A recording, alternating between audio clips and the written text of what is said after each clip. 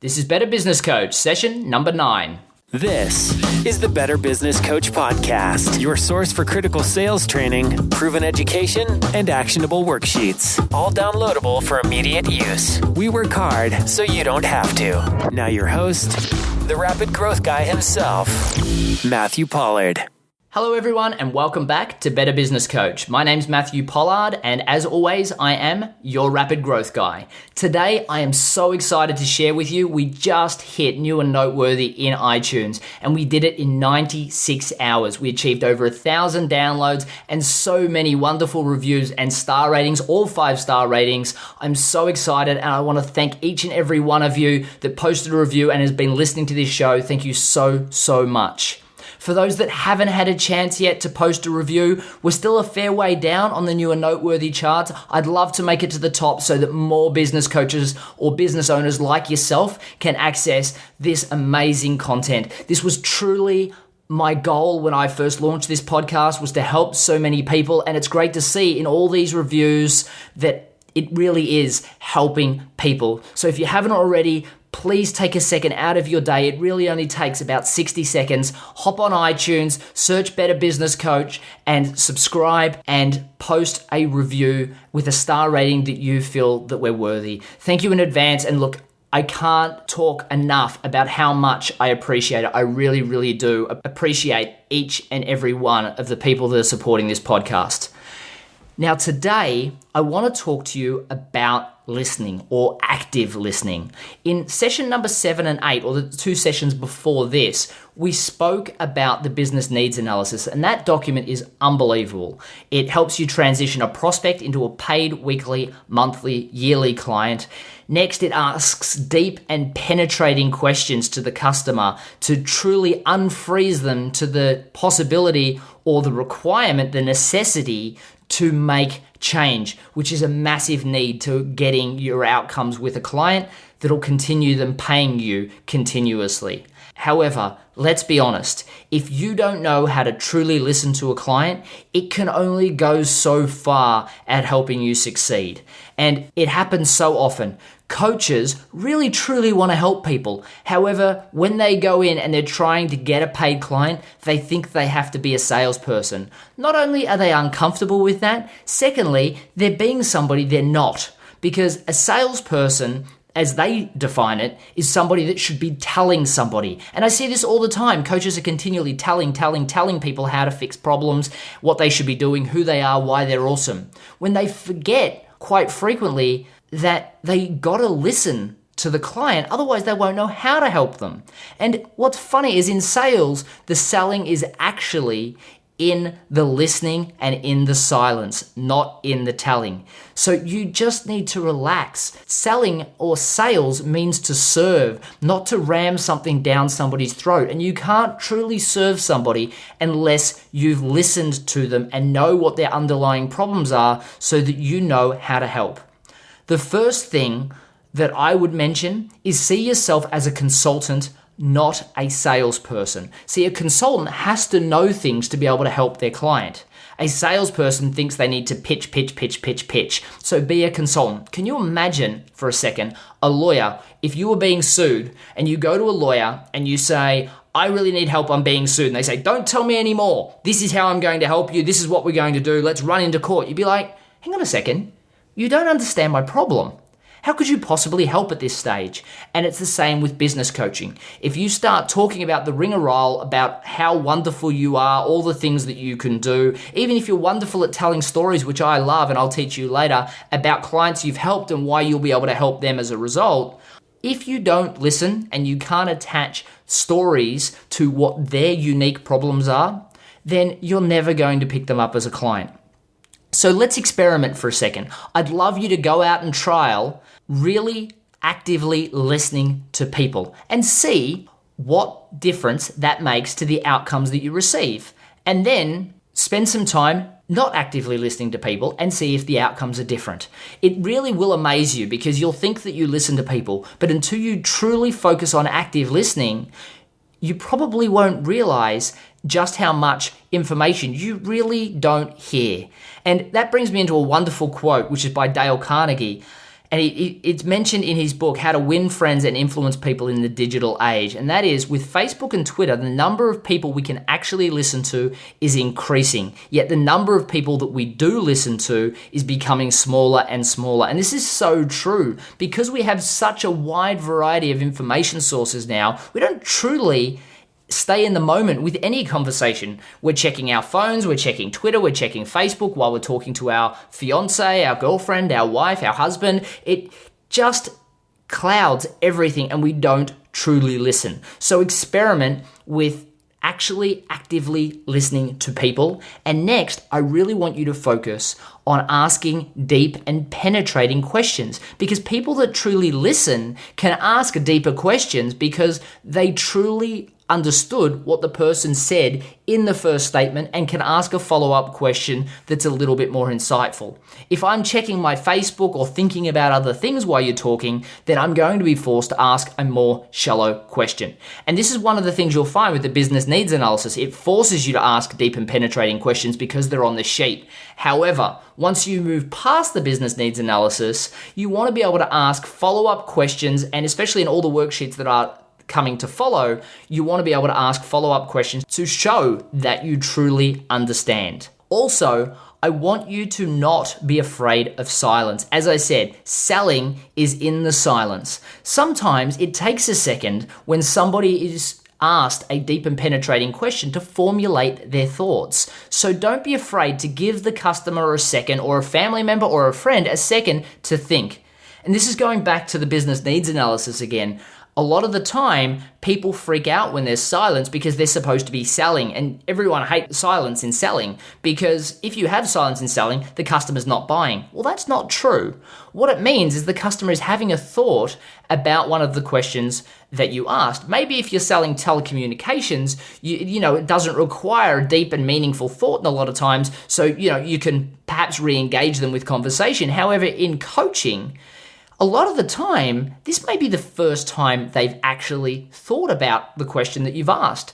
It takes them a second. They may get off put by it and they need to really refocus themselves and say, how do I feel about that question? Or am I really happy? Or am I happy with this business? You know, it's so many times, if you don't give the customer the opportunity to truly answer, you're missing out on all of that ammo to sell to them later. And secondly, you're missing out on all of that ammo to understand their true requirements to help them later. So really focus on asking deep and penetrating questions, but be comfortable with the silence that you get when they're trying to formulate their answer.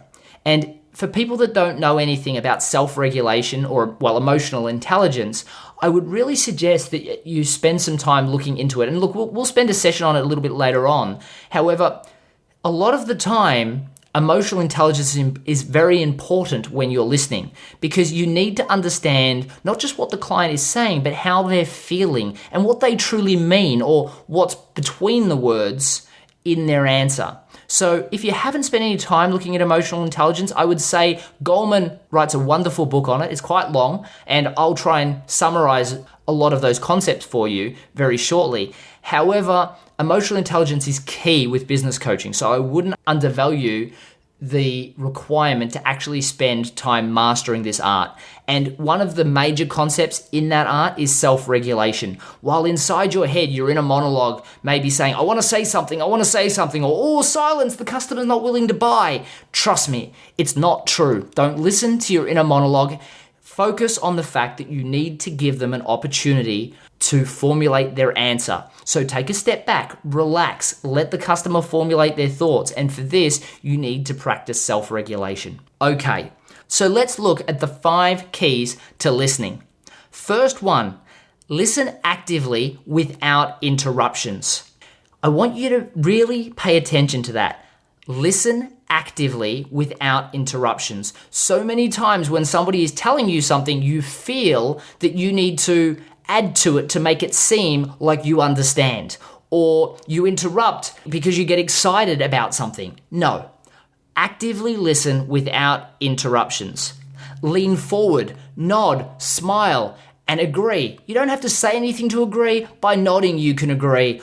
Or you could say, I totally agree, continue. Simple things like that to show people that you're actively listening. You'll be very surprised what happens when you do this with a client. I've done this so many times, and I'll find a client's not engaged with me, and I'll realize what I'm doing, and I'm not leaning forward, I'm not actively listening, I'm not nodding my head along with them. And as a result, I change that and I do those simple things. And by making the client feel that I'm actively listening to them, there's a psychological change. Their self-esteem goes up, and they realize that their self-esteem's gone up because of me, and they appreciate that. And what that means is they actively listen to me when I respond. And that's such an amazing thing. Like in neuro-linguistic programming, we learn matching and mirroring, and matching and mirroring is so important in sales. However, it's so important in sales later down the track. First, actively listening and showing somebody you're actively listening will be appreciated so much. And what you'll also find is if you're leaning forward, you're nodding and you're agreeing, when you start to talk, the customer will feel like they want to do the same for you because they want to give back that experience that you gave them. Brian Tracy actually says during this step that we must seek first to understand, then to be understood. And it's so true. If you don't understand what the customer's truly saying and the words behind what they're saying or their feelings behind what they're saying, you may be telling them something or contributing to the conversation later, and you might be doing it in a way that's not aligned with what they're actually trying to achieve. So make sure we focus on first understanding. The next step is giving a 3 or 5 second break. Not to be ridiculous, but after they finish speaking, wait 3 to 5 seconds. I know that silence will absolutely kill you some of the time. However, it shows that you valued what they said. It allows you to hear the prospect at a deeper level as well and calculate and formulate what you're going to say next. And it most importantly, avoids the risk of interrupting the client. They may have just paused to organize their thoughts in a more substantial way or to impart something else to you. And it's funny, the amount of times I felt that a client was done and my inner monologue was saying, talk now, talk now, talk now. But by holding back, they then responded with something else that shocked me. And it was so far different to everything else they said. And it was their true underlying problem that I then spent the next 20 sessions working on them with. And, that's a lot of money in coaching that I could have missed out on by interrupting. When you think about not putting this pause in, think about every public speaker that you've seen, that you've probably identified with. I bet you'll find that they pause every now and then to allow things to sink in. Think about coaches or people that you find as mentors. I bet you'll find when they say something or when you say something, they'll allow time for that message to sink in. Now, imagine a child that you see as having low self-confidence. I've got a person that I have in mind, and I know that anytime they get a second to talk, they want to talk very, very quickly to get their point out because they're worried they're going to get interrupted, and they don't leave any space between when I say something and them starting saying something because they're worried that I'm not going to stop talking or that then I'm not going to give them an opportunity to talk. And it's a horrible thing because when they communicate with me, I honestly feel that the information they're sharing with me isn't important subconsciously. And it's not because the information isn't valuable. Some of these people that I'm thinking of grew up and now they're very intelligent people, some of them highly paid executives. Yet whenever they speak to me, I still feel that what they have to offer me subconsciously isn't of value because they talk so quickly and they're always jumping in straight away. And I feel like it's just low self-confidence. And when you do that with your clients, they'll feel the same way. They'll think, oh, this coach is very new at things, or, oh, this coach really isn't that big a thinker. And I really want a coach that is a big thinker. So think about that and make sure that you're comfortable with silence. Sales doesn't take place in the words that you use. It takes place in the silence and demonstrating to people that you've truly valued what they've said and you're well thought out in the answers that you give them. Next, question for clarification. In neuro-linguistic programming, we learn when somebody says something to us, we ask the question, what is the higher purpose of that? because it starts to get to the higher reason why they may have anxiety or why they may feel insecure in their business. But don't be afraid to just say, how do you mean? Sometimes it'll allow them to reanalyze their thoughts, reorganize their thoughts, and give you a much deeper answer. You don't, as a business coach, need to understand everything a client says. When they don't make sense or it doesn't make sense to you, ask, how do you mean? Because it'll get them to reformulate it for you in a way that you can understand and you can add later. Secondly, it'll show that you really do care. And look, later on when we talk about more advanced selling techniques, when somebody says, I can't afford it, saying, how do you mean, works so well, because a lot of the times, maybe they make $1,000 per product sold, or their productivity is so low, or their profitability per sale is so low that a simple 1% change could be so massive for their business. How could they not afford it? So by saying, how do you mean? It gets them to think about it on a logical level as opposed to just having a reflex action, I can't afford it. The next one that I really like to focus on is I like to paraphrase what they said and use their words back to them. Sometimes when I'm selling, I actually write down keywords that they said, but the reason why I paraphrase is it shows that I paid attention, shows that I'm really listening. And next, it also makes sure that I really do understand what they're talking about, because at that point they can clarify.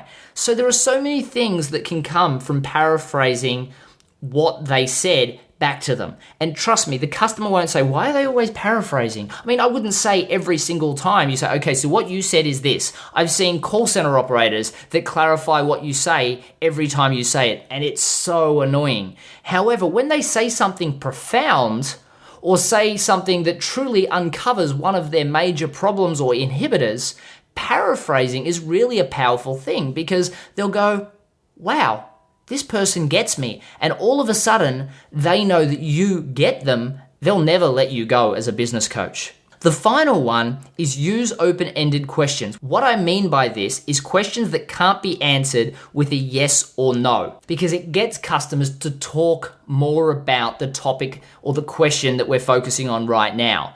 So you won't do this that much in the business needs analysis, because realistically what we're trying to do is get the highlights. However, as you're starting to coach, you want to ask questions that can't be answered with a simple yes or no.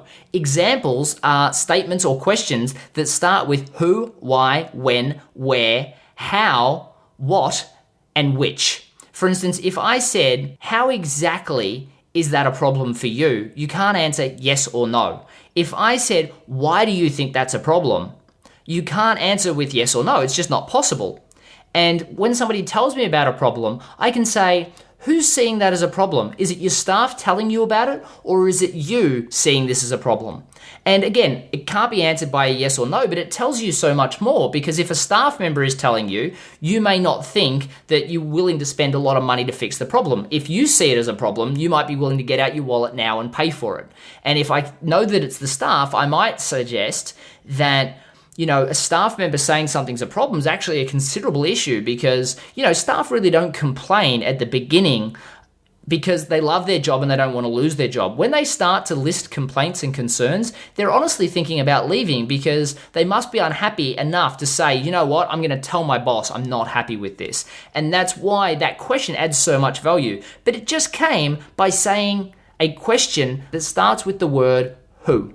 So using these, and I'll say them again, it's who, why, when, where, how, what, and which. You can't actually physically have a question that starts with one of these that ends with a yes or no answer. So they're great tools. And what I would focus on when you're asking questions, always start with one of these words in mind, because it will help you get a lot more information out of your client, and it will get them to unload a lot more content. And the great thing about a customer or a client unloading much more content on you is the more content they unload, the more work it is to get a new coach, because they know that you understand them and somebody else may not. So it gives you a huge amount of power. Trust me, if you can master the art of active listening before you go out and do the business needs analysis, or practice it while you're doing the business needs analysis, you will truly acquire much more clients because they will see that you understand them, they'll see that you identify with them, and they'll want to work with you because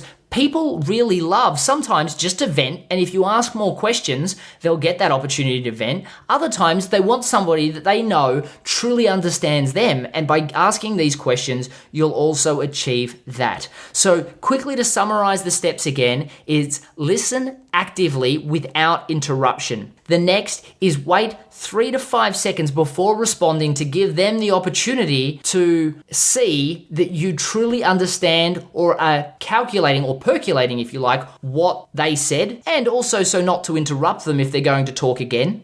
Question for clarification, paraphrase what they say, and finally, ask open questions that can't be answered with a yes or no. And I'll say them again because this is so important.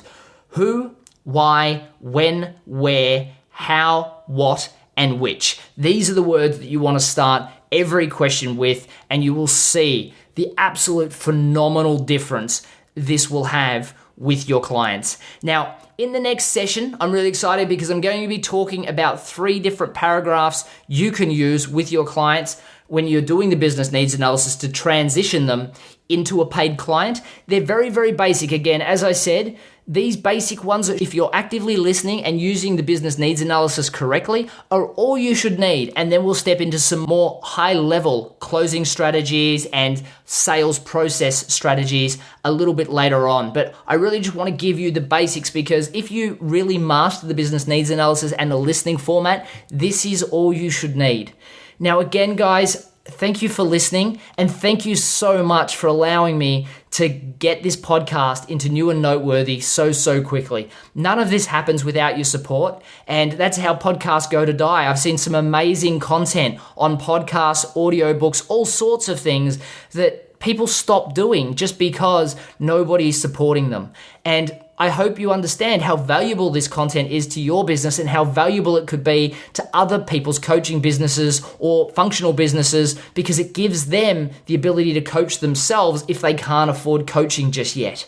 So please make sure that you subscribe. Make sure that you post a review with the star rating that you feel that this podcast deserves, because without that, this just really wouldn't be possible. And thank you again so much to the people that have already done that. I really do appreciate it. Without you, my podcast is absolutely nothing. So with that, thank you all for listening, and I look forward to seeing you in the next session. Thank you very much. Cheers. Thanks for listening to the Better Business Coach podcast. Head over to MatthewPollard.guru for links, recaps, and any downloadable templates mentioned in this and every show.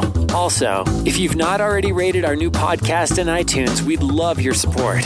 Simply leave a review and the star rating you think worthy. Hey, and don't forget to subscribe so you don't miss a thing. Thank you in advance, and see you next time.